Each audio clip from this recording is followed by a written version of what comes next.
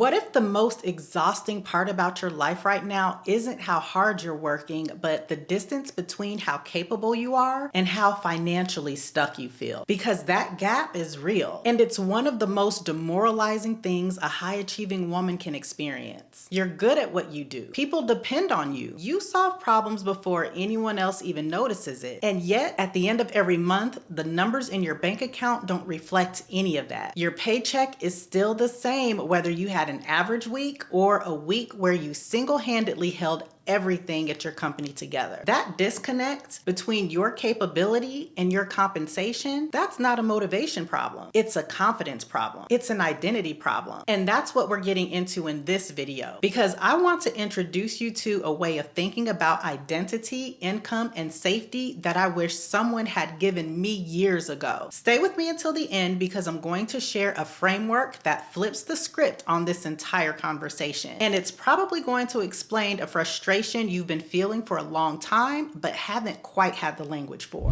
Most women are living inside one of three identities when it comes to income. And the identity you're operating from determines almost everything about your financial ceiling. The first identity is the producer identity. This is the woman who measures her value by her output. She works hard, she delivers results, and she believes that being good at her job is the path to financial safety. The producer, her income strategy is performance-based.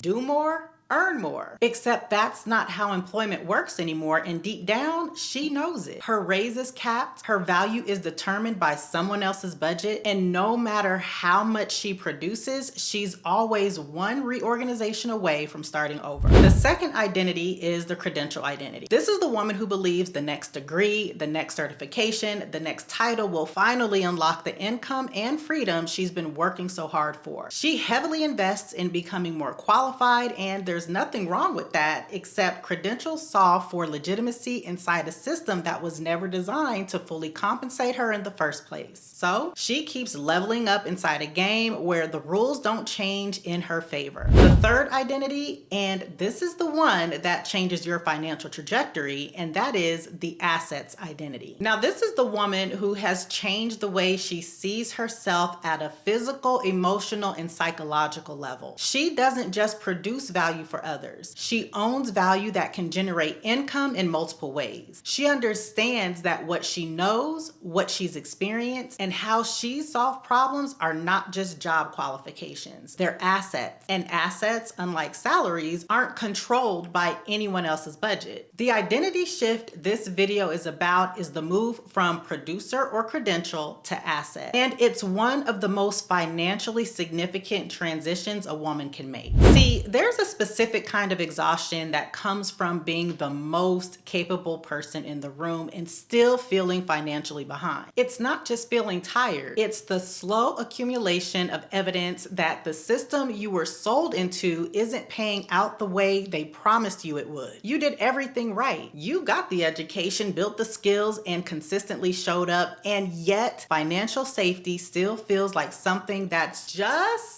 out of reach for you. And what makes it worse is that it's invisible because nobody sees it. From the outside, your life looks great. It might even be impressive, so you don't talk about it because it feels ungrateful to want more when things, for all intents and purposes, they're going good for you. That guilt of wanting more when life is fine, it keeps a lot of women exactly where they are, which is tolerating a life they deserve to level up. Here's what I want you to understand. Wanting more doesn't mean you're ungrateful. Wanting more for your life is information, and that pull you feel towards something different is your asset identity trying to come through. It's the part of you that already knows your skills are worth more than one employer has been authorized to pay you for. The distance between your capability and your compensation isn't a reflection of your worth, y'all. It's a reflection of which identity you've been operating from. Now, if anything in this video has connected with you so far, I want you to drop the word income in the comments. I have a free training where I walk you you through how to build a skills-based income stream. In this training, I'll dig into why coaching works as a first offer for so many women, what most people get wrong when they try to start coaching, and why structure matters more than credentials or audience size. So drop income down below and I'll get you the details, because so many women are closer to the asset identity than they realize.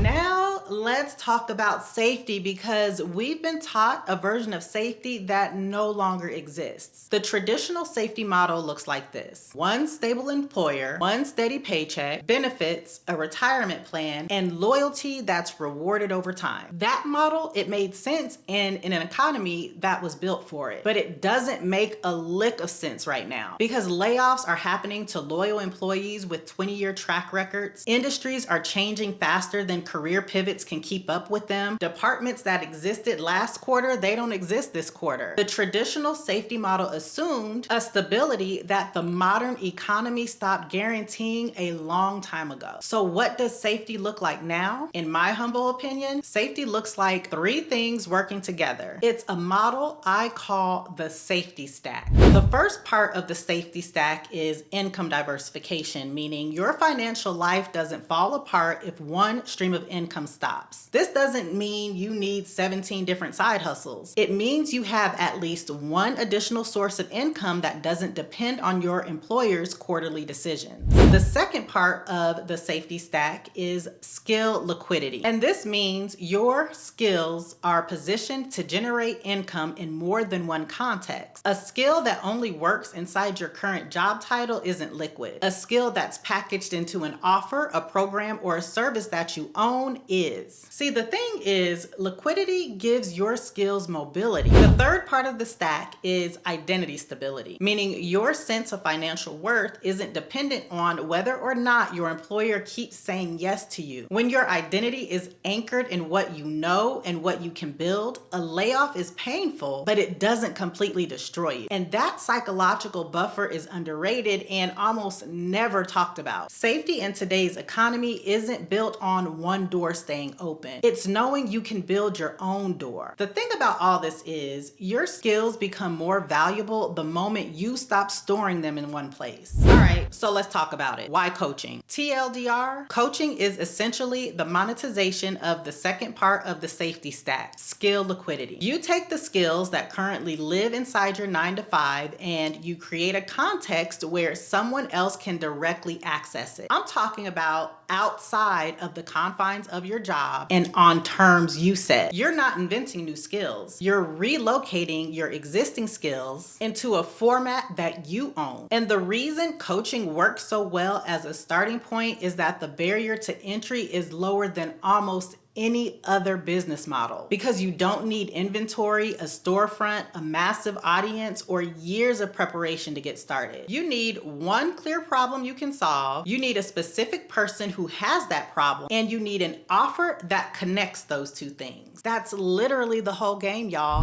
What stops most women from getting into this industry isn't capability, and honestly, it's not confidence either, at least not at the root level. What stops most women from getting started in this space is that they're still operating from the producer or the credential identity I talked about at the beginning of this conversation. My experience has taught me that women don't get started because they're still waiting for someone to give them authorization. They're still measuring their readiness by credentials that they already have. Women don't get started because they're still asking for permission to do something their skills already qualified them to do. But the asset identity, it doesn't wait for authorization. If you're operating in the asset identity, you look at the skills you have, you find one person who needs your skill, and you build the bridge to connect the two. Keep watching, because I'm about to talk about what happens when you make that first sale, because it's not what most people think. So the first time